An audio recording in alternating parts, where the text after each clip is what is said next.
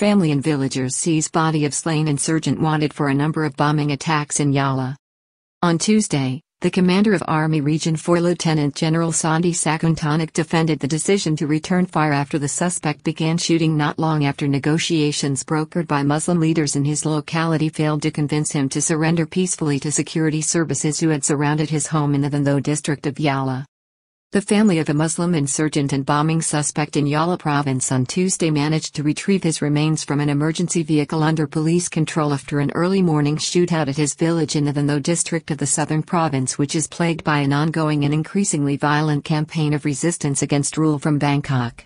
The suspect is believed to have made the explosive device which saw a police colonel killed last Friday and 4 others injured in the Penang Sata district, at the center of the mainly Muslim landlocked province, one of 4 in revolt.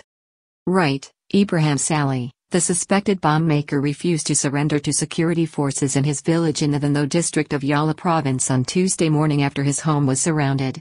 His remains were later seized by villagers from police as they were transported in an emergency services vehicle to a local hospital where an autopsy was to be performed. Thai security forces in the south have given details of an operation on Tuesday morning in which a suspected bomb maker and terrorist was killed after police in Yala's Than Tho district entered a village surrounding his home. The man was wanted in connection with a fatal bombing incident in the Penang Sata district of the province last week in which a senior police officer was killed and 4 others injured.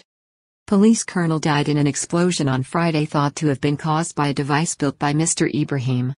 The murdered officer was Police Major Prasarn Prasit, who was the investigation chief at Penang Sata Police Station. This incident occurred on Friday 17 February. Intelligence sources suggest that the man killed on Tuesday morning was an expert bomb maker who has also been linked to the bombing of a government-owned PTT petrol station, also in the Than Tho district of the province.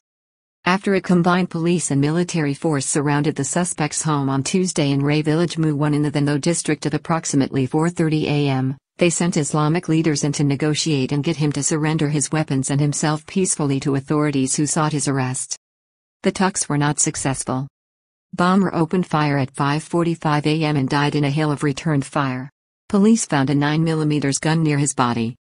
At 5:45 a.m. the man began firing a weapon from inside the house in what security services believed was a possible decoy to facilitate his escape. However, it resulted in the force outside the home returning fire which killed the 42-year-old insurgent identified as Mr. Ibrahim Saleh. Police found a 9mm pistol at his side when they entered the residence. There followed a scene as family members of Mr. Ibrahim attempted to break through a cordon of police standing guard outside the home to retrieve his body for Muslim burial rituals which stipulate that the deceased must be laid to rest within 24 hours. Police set out to transport Mr. Ibrahim's remains in an emergency services vehicle to the local hospital for an autopsy in line with normal protocols. Body intercepted by villagers and family as police transported it to hospital. Seized for Islamic funeral rites with police standing down to calm tensions. However, this was intercepted and the body of the deceased terror suspect was removed by his family and taken away for religious rites. After this, senior officers made the decision not to interfere out of fear of provoking a dangerous clash and raising tensions further. Lieutenant General Santi Sakuntanak, the commander of Army Region 4, said later on Tuesday that the defense forces in Yala had acted appropriately when they returned fire after the surrounded man used his weapon from inside the house. The senior officer said the security forces had acted cautiously initially but were forced to return fire as there was a danger to officers involved in the operation. Jugman regarded as a specialist in improvised explosive devices and wanted on other charges. It is understood that Mr. Ibrahim was a specialist in building improvised explosive devices. He was already the subject of an arrest warrant related to another bombing and police will now examine the 9mm gun to trace its origin and see if it can be linked to other cases. General Santi said every effort was made to resolve the standoff peacefully and it is the policy of security services to allow all suspects to surrender and face justice through appropriate legal proceedings. He thanked members of the public for providing information to authorities and encouraged anyone who witnessed any illegal act or suspicious behavior to report such incidents to the police or security services.